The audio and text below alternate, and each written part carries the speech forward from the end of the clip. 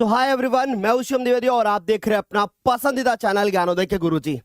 मेरे प्यारे बच्चों, एक लंबे इंतजार के बाद फाइनली हमारी ये सामाजिक विज्ञान की क्लास शुरू हो चुकी है और आज के इस क्लास में हम लोग यहाँ पे ये समझने वाले हैं कि आप अपने पेपर में सामाजिक विज्ञान की कॉपी को कैसे लिखोगे। क्योंकि याद रखिएगा, अगर आपकी कॉपी बेहतर लिखी होगी ना तो आपके बेहतर नंबर आएंगे। साल भर आपने कैसे पढ़ा ये मायने नहीं रखेगा जब आपकी कॉपी बेहतर लिखी जाएगी। बहुत सिंपल सी बात बोलता हूं बच्चों, एक बार सोच के देखो, आपने साल भर कुछ नहीं पढ़ा लेकिन 4 शॉर्ट आंसर, 4 लॉन्ग आंसर और उसके बाद 2 मानचित्र और 20 बहुविकल्पी, बस इतना अगर आपने अपनी कॉपी पे बेहतर प्रेजेंट कर दिया ना, समझ लो आपके पूरे 70 में 70 नंबर हो गए। यानी सिर्फ आप ये सोच के देखो कि आपको 4 शॉर्ट आंसर बताए जाएं और सेम टू सेम वही 4 शॉर्ट आंसर पेपर में आ जाए और 4 लॉन्ग बताए जाएं और 4, तो कितना अच्छा होगा। क्या आप ये चाहते हैं कि आपके सारे क्वेश्चन बोर्ड पेपर में बहुत बेहतर हो? क्योंकि हम जानते हैं इस बात को कि हमें क्या आ रहा है क्या नहीं आ रहा है, इससे ज्यादा इंपॉर्टेंट है कि हमारी कॉपी बेहतर होनी चाहिए।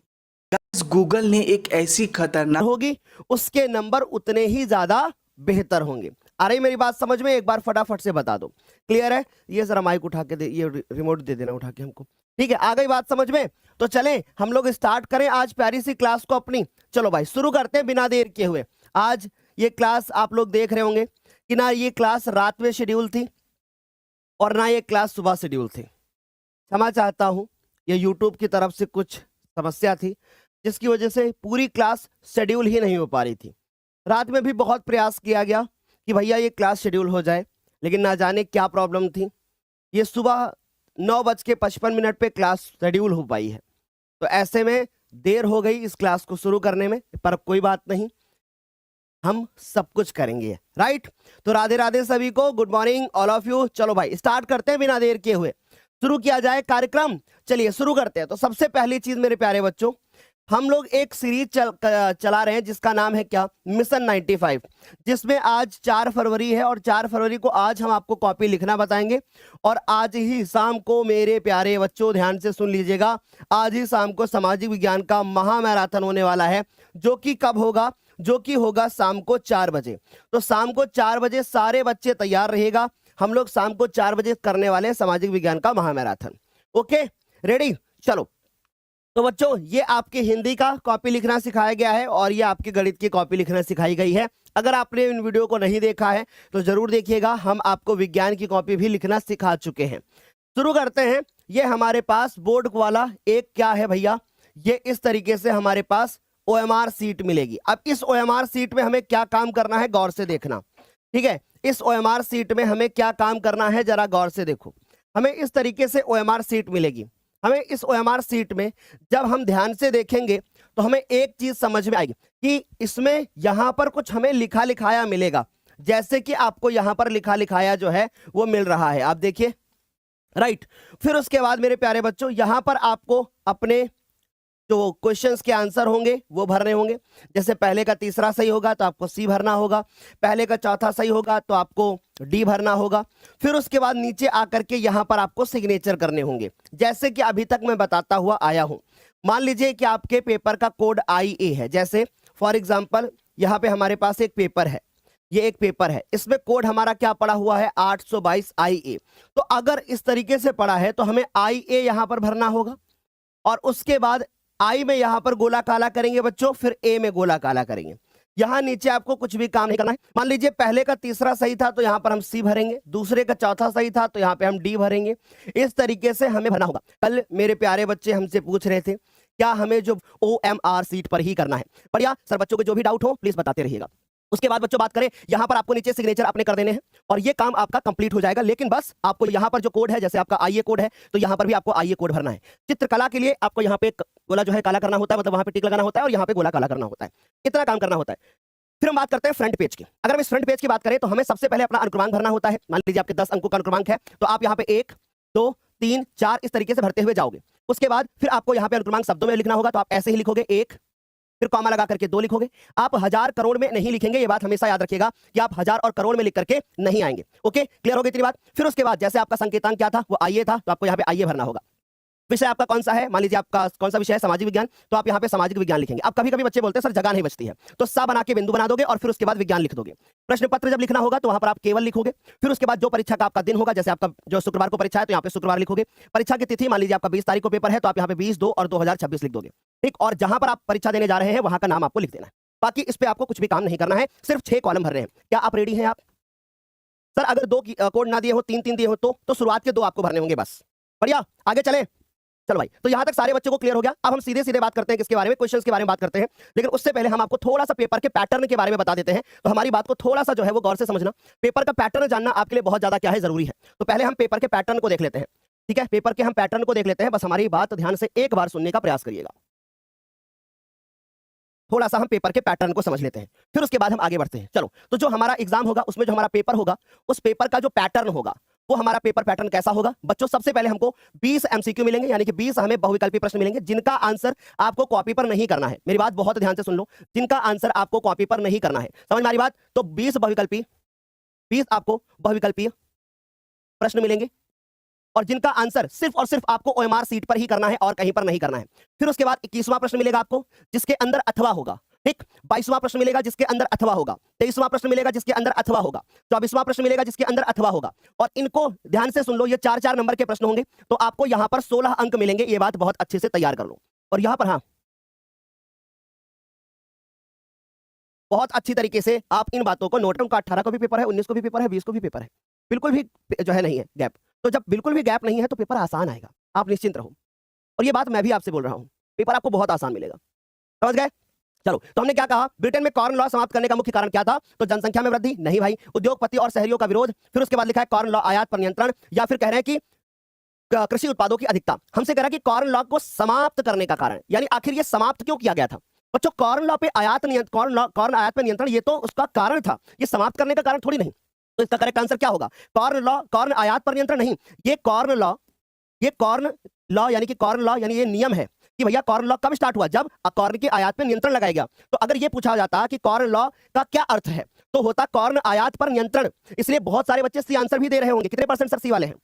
22। तो बहुत ध्यान से सुन लो, ये करेक्ट आंसर नहीं होगा। कॉर्न देखते ही कॉर्न मत लगा दीजिएगा, पहले सोचिएगा समझिएगा। ठीक, जनसंख्या में वृद्धि, इसका कोई भी मतलब नहीं है यहाँ पर। कृषि उत्पादों की अधिकता नहीं, इसका करेक्ट आंसर होगा उद्योगपतियों और शहरियों का विरोध। देखो कितना कंफ्यूज किया इस सवाल में, क्योंकि पहले आपको क्या लग रहा था, अरे कितना आसान है ना, यही तो लग रहा था कि भैया कॉर्न लॉ कॉर्न से संबंध रखता है, बिल्कुल रखता है। लेकिन कॉर्न लॉ का मतलब था कि जो ब्रिटेन की सरकार थी, उसने कहा कि भैया हम जो है अब कॉर्न दूसरे देशों से नहीं लेंगे, हम आयात पे पाबंदी लगा देंगे। तो आयात पे पाबंदी लगाना ये तो कॉर्न लॉ शुरू करने का कारण था, तो सही तरीके से ग्रहण नहीं कर पा रहे थे। बोलो क्या समझ गए? यहां तक एक बार फटाफट से बता दो। सर क्या हमको नोट करना चाहिए? बिल्कुल करना चाहिए बेटा, बिल्कुल नोट करना चाहिए, है ना? बोलो सर पेपर, आप पहले बोल रहे थे कि पेपर बहुत हार्ड आएगा, अब बोल रहे हैं कि पेपर बहुत ईजी आएगा। अच्छा एक बात बताओ, अगर मैं आपको जनवरी में और दिसंबर में बोल देता कि बोर्ड का पेपर बहुत ईजी आएगा, तो क्या तुम पढ़ाई करते जनवरी और फरवरी में? सच बताओ, तो एक टीचर क्या करेगा? एक टीचर पहले बच्चों से पढ़ाई करवाना चाहेगा ना। और अगर मैंने आपसे कहा कि बोर्ड का पेपर हार्ड आएगा, तो मैंने गलत नहीं कहा, समझिए बात को। क्यों? क्योंकि हमें ऐसा फील हुआ कि अगर मैं आपसे बात बोलूंगा तो आप मेहनत करोगे, पढ़ाई करोगे। ये बात मैंने बोली थी, बोला था कि नहीं बोला था? तो आप घबराओ मत, पेपर एवरेज ही आपको मिलेगा, जो कि आपको इजी लगेगा, क्योंकि अब आपने बहुत कुछ पढ़ लिया है।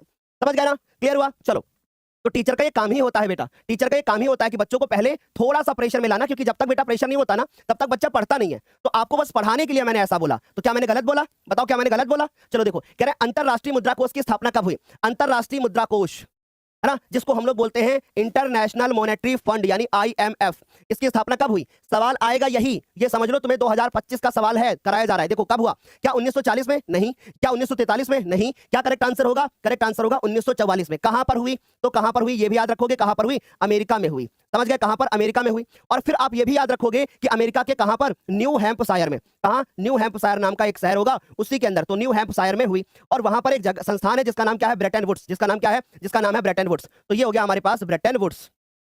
Bretton Woods. आई होप ये बात बढ़िया से क्लियर समझ में आ रही होगी। ठीक है, समझ में आएगी बात? तो यहां तक सारे बच्चों को क्लियर हुआ? बता दो एक बार।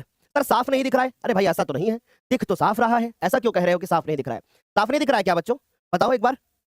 एक्चुअली है क्या ना कि अभी आज डिजिटल बोर्ड में कुछ हो गया है, अभी इसको जब तक एक बार बंद नहीं करेंगे ना, तब तक ये सही नहीं होगा। तो इस वजह से मैं कोई दूसरा कलर इसमें ले नहीं पाऊंगा। देखो, अरे वाह, हो गया ये, लेकिन ब्रश वगैरह नहीं चल रहा है ना, कलर चेंज कर सकता हूं, चलो कलर चेंज कर दिया। कह रहे गुलामगिरी, अब बच्चों यहां पर देखो जरा ध्यान से, कह रहे गुलामगिरी नामक पुस्तक किस प्रकार की समस्या से संबंधित है। हर साल 2024 के बोर्ड पेपर के हर सेट में आपको गुलामगिरी वाला प्रश्न मिलेगा 2024 में हर साल, और पूछेगा कि गुलामगिरी के लेखक कौन है। मुझे कोई कमेंट करके बताएगा कि गुलामगिरी के लेखक कौन है? अगर बता दिया तो मैं जान जाऊंगा मेहनत कर रहे हो। गुलामगिरी के लेखक कौन है? गुलामगिरी के लेखक कौन है? बताइए बताइए आदित्य, क्या होगा गुलामगिरी के लेखक? गुलामगिरी के लेखक कौन है? जल्दी से बताओ, गुलामगिरी के लेखक कौन है? और ये भारतीय है, यह भी आपको पता होना चाहिए। बताइए कौन है लेखक? बहुत अच्छा, एक तरफ से हमारे बच्चे कमेंट भी करने लगे हैं। गुलामगिरी के लेखक कौन है? इसका आंसर होगा ज्योतिबा फुले। क्या होगा? इसका आंसर होगा ज्योतिबा फुले। बहुत अच्छी बात है, बहुत मेहनत कर रहे हो आप लोग, तो करेक्ट आंसर हो जाएगा ज्योतिबा फुले। अब हमसे पूछा गया है कि गुलामगिरी नामक पुस्तक किस समस्या से संबंधित है? नाम में ही पता चल रहा है गुलाम, तो क्या ये सांप्रदायिकता लड़ाई झगड़े से नहीं? क्या बाल विवाह से? बिल्कुल भी नहीं। क्या छुआछूत यानी नहीं भैया? करेक्ट आंसर क्या हो जाएगा? जाति व्यवस्था। ठीक है, तो भैया गुलामी कहां देखने को मिलती है? जाति व्यवस्था में देखने को मिलती है, तो करेक्ट आंसर होगा गुलामगिरी पुस्तक किस प्रकार से समस्या से संबंधित है? तो करेक्ट आंसर होगा जाति व्यवस्था। इसके लेखक कौन है? इसके लेखक है बच्चों कौन? इसके लेखक है ज्योतिबा फुले। क्या समझ गए? क्या यहां तक सारे बच्चों को क्लियर? सर आप एसएसटी से माइंड मैप में सारे उसके वीडियो बना दो बेटा, ऑलरेडी मैं तो डिटेल में पढ़ा चुका हूं, और आज शाम को एसएसटी बहुत डिटेल में शाम को 4 बजे आप लोग पढ़ने वाले हैं, बहुत बेहतर तरीके से, बहुत मजा आएगा, रफ कॉपी लेके बैठना। ठीक, चलो देखो अगला सवाल है हमारे पास कि बेल्जियम की, ये हमारा सिविक्स का क्वेश्चन है कि बेल्जियम की सामुदायिक सरकार में किसके बीच में सत्ता की साझेदारी होती है? तो बच्चों अगर हम बात करें तो बेल्जियम जो हमारा देश है, जो कि एक यूरोप महाद्वीप का एक छोटा सा देश है ना, बहुत अच्छे से जानते हो। इस बेल्जियम देश में क्या है? इस बेल्जियम देश में 4 प्रकार की सरकारें बनाई गई, 1 2 फिर उसके बाद 3 और 4। जैसे यहां लिख रहा हूं, काम ही नहीं कर रहा है। 1 2 4 प्रकार की, 1 प्रकार की, 2 प्रकार की, 3 प्रकार की और 4 प्रकार की सरकारें बनाई गई। समझ गए? 4 प्रकार की। पहली सरकार बेल्जियम के अंदर केंद्रीय सरकार, दूसरी क्षेत्रीय राज्य सरकार हो गई, तीसरी हमारे पास सामुदायिक सरकार, और चौथी हमारी ब्रुसेल्स की अलग से सरकार। 4 सरकारें हमारी बेल्जियम में बनाई गई थी, जिसमें से एक सरकार थी जिसका नाम था सामुदायिक सरकार। सामुदाय से क्या समझ में आता है? समुदाय से समझ में आता है कि कोई भी एक छोटा सा समूह, राइट? तो बच्चों देखो जरा ध्यान से, समुदाय जहां पे लोग रहते हो, अलग अलग भाषा वाले लोग हैं। तो बेल्जियम के अंदर हम लोग बहुत अच्छे जानते हैं कि वहां डच भाषा बोलने वाले थे लोग, वहां पे फ्रेंच भाषा बोलने वाले लोग थे, है ना समुदाय में। वहां पे हमारे जर्मन भाषा बोलने वाले लोग थे, है ना। तो अब हम ये बात अगर समझ गए तो हम समझ गए कि भैया केंद्र और राज्य सरकार ना भैया, क्या शासन नहीं, क्या राज्य नहीं, बल्कि विभिन्न सामाजिक समूहों के बीच सत्ता की साझेदारी थी। तो करेक्ट आंसर क्या हो जाएगा? Option number A. बोलिए क्या समझ गए? इतनी बात क्लियर हो गई बच्चों को? यहां तक सारे बच्चों को नाम को निम्नलिखित किस संस्था के द्वारा दिया गया? यह सवाल कभी भी बोर्ड के एग्जाम में नहीं पूछा जाता था, लेकिन यह सवाल जो हमारा था वो 2025 के हर सेट में आया। हर सेट में आया क्या कि 2023 में 33% आरक्षण महिलाओं को कहां पर मिला? तो याद रखिएगा ये सवाल 2025 में पूछे गए हैं, और एक छोटा सा क्या है अधिनियम आया था जिसका नाम था नारी शक्ति वंदन अधिनियम। बच्चों नोट कर लो इस बात को, नारी शक्ति वंदन अधिनियम, नारी शक्ति वंदन अधिनियम, प्लीज इसको नोट करना कहीं पर, नारी शक्ति वंदन अधिनियम। और नारी शक्ति वंदन अधिनियम में जो महिलाएं थी उनको 33% आरक्षण मिल गया। कहां पर आरक्षण मिल गया? लोकसभा में, विधानसभा में, दिल्ली विधानसभा में, और या फिर उपरोक्त सभी। तो करेक्ट आंसर होगा कि महिलाओं को हर जगह पर क्या मिल गया? आरक्षण मिल गया। तो क्या यहां तक सारे बच्चों को क्लियर हुआ? एक बार फर्क की समस्या कब उत्पन्न होती है? अच्छा, सांप्रदायिकता का मतलब क्या होता है? सांप्रदायिकता का मतलब होता है कि भैया लड़ाई झगड़ा दंगा। अब ये क्यों होगा? क्यों होगा? जब कोई भी एक बहुसंख्यक समूह अपने आप को उच्च समझने लगता है तो सांप्रदायिकता हो जाती है। जैसे मान लीजिए आप कितना आदर देंगे तो सांप्रदायिकता कैसे हो जाएगी? फिर हम सबको तो एक ही मान रहे हैं। जैसे अगर हम छोटी सी बात करें बच्चों, तो हमारा जो श्रीलंका था, मैं बहुत आराम से पढ़ा रहा हूं, ध्यान से सुनो। जो हमारा श्रीलंका था बच्चों, जो हमारा श्रीलंका था, हमारे श्रीलंका देश में क्या था? हमारे श्रीलंका देश में क्या था? श्रीलंका देश में 2 भाषा वाले लोग थे। एक थे भैया कौन? वैसे बहुत सारे थे पर पहले मेन तो 2 ही थे ना। एक था बच्चों कौन? सिंगली भाषा वाले लोग थे, और एक थे हमारे तमिल भाषा वाले लोग थे। याद आ रहा है ना आपको? तमिल 18%, सिंगली 74%। तो अब सिंगलियों को सारे अधिकार मिल गए, तमिल लोग पीछे रह गए। इन्होंने अपना एक अलग से क्या बना दिया? लिट्टे नामक, अलग से क्या बना दिया? लिट्टे नामक एक अलग से संगठन बना के सरकार बनाने की कोशिश कर ली, मांग रखी थी इन्होंने। तो यहाँ पे सांप्रदायिकता तो हुई ना। तो सांप्रदायिकता कब होती है? जब धर्म को राष्ट्र का आधार मान लिया जाए, ये आंसर भी सही है। जब किसी भी धर्म को राजनीति से जोड़ दिया जाए तब भी हो जाता है। तो सर इस बात से हम समझ रहे हैं कि हमारे पास दोनों ऑप्शन सही हो जाएंगे, तो हमारा करेक्ट आंसर हो जाएगा ए और बी दोनों। सर डी वाले कितने बच्चे? 70% बच्चों ने कहा। सारे पेपर में ऐसे नाम लिख के आना है आपको। चले भाई आगे जा जाओ। कह रहे हैं भारत में कितने राष्ट्रीय राजनीतिक दल हैं? अच्छा, इसका आंसर बार बार बदलता रहता है, कभी 7 हो जाता है, कभी 6 हो जाता है, लगातार बदलता रहता है। तो अगर इस साल के बारे में बात करें 2025 के बारे में, तो आप बताओगे कि भारत में राष्ट्रीय राजनीतिक दल जो है उनकी संख्या कितनी है? 6। ठीक है, तो ये पॉइंट आप अच्छे से नोट कर लेना। आप इसमें 4, 5 और 7 जो है वो लगा करके मत आना। ठीक, अच्छा बिल्कुल। लोकतंत्र में जो भी सरकार होगी वो नागरिकों के प्रति उत्तरदायी होगी, वो नागरिकों को उत्तर दे सकती है। यदि आप कोई नागरिक पूछता है कि सरकार ने ऐसा फैसला क्यों लिया है, तो एक नियम कानून पालन करते हुए नागरिकों को उत्तर दे सकती है सरकार। ठीक है, स्वतंत्र और निष्पक्ष निर्वाचन, बिल्कुल। बिल्कुल जो निर्वाचन होगा वो स्वतंत्र होगा, ऐसा नहीं होगा कि एक राजा आएगा और बोलेगा कि मैं ही राजा बनूंगा, ऐसा बिल्कुल भी नहीं होगा। तो सर ये वाला भी गलत हो जाएगा। फिर कह रहे हैं कानून के प्रति समझ समानता, बिल्कुल सभी को बराबर अधिकार दिए जाएंगे, चाहे हिंदू हो, चाहे मुस्लिम हो, चाहे सिख हो, चाहे ईसाई हो। अगर मेरे लिए कोई नियम होगा तो आपके लिए भी कोई नियम होगा, बराबर नियम होंगे। अगर मैं भारत का नागरिक हूं तो आप भी भारत के नागरिक हैं। अगर मेरे पास आधार कार्ड है तो आपके पास भी आधार कार्ड होगा। अगर ऐसा नहीं होगा कि मेरे पास बड़ा वाला आधार कार्ड है, ऐसा नहीं होगा। तो सर सरकार सबके लिए बराबर कानून बनाती है तो बहुसंख्यकों का शासन नहीं होता है, यानी जो बड़े समूह होते हैं, जो अपने आप को बड़ा समझते हैं, उनका शासन नहीं चलेगा, बल्कि हर तरफ क्या होगी, समानता होगी। क्या यहां तक सारे बच्चों को क्लियर हुआ? सर अगर किसी प्रश्न को ध्यान से पढ़ लिया जाए तो 60% उसका आंसर बिल्कुल निकल आता है। बिल्कुल अगर बच्चों को ध्यान से प्रश्न पढ़ना आ गया ना तो समझ लो कि आपने जितना पढ़ा है वो ऑटोमेटिक याद आएगा। जैसे आप लोग क्या बोलते हो, आप लोग यही तो बोलते हो, याद करने बैठता हूं याद नहीं होता है। यही तो बोलते हो कि याद करने बैठता हूं याद नहीं होता है। पता क्यों नहीं याद होता? याद करने जब बैठते हैं तो उस समय पे ख्याल जो होते हैं वो अलग अलग आपके मन में आते हैं। आप जो चीज पढ़ रहे हैं ना उसी चीज पे फोकस करो। जैसे अभी अगला क्वेश्चन आएगा, बस जैसे क्वेश्चन सामने आए बस अच्छे से पढ़ो एक बार और फिर दोबारा फिर पढ़ो। सीढ़ीदार, सीढ़ीदार जिसको हम सोपानी खेती करी जाती है। अच्छा सीढ़ीदार, सीढ़ीदार खेती तो वहां होगी जहां पहाड़ होंगे। बस दिमाग, सीढ़ी जैसा नहीं बनाया जाएगा तो पानी दे सकते हैं, इसका मतलब वहीं पर हम सीढ़ीदार खेती कर पाएंगे। तो आई होप ये बात सारे पहाड़ी भागों पर क्या करी जाती है, खेती करी जाती है। तो सोचो अगर हम देख लेंगे एक बार प्रश्न को अच्छे से तो कितना आराम से हम आंसर दे सकते हैं। बोलो क्लियर हो गया? एक बार फटाफट से बता दो, मजा आ रही है कि नहीं?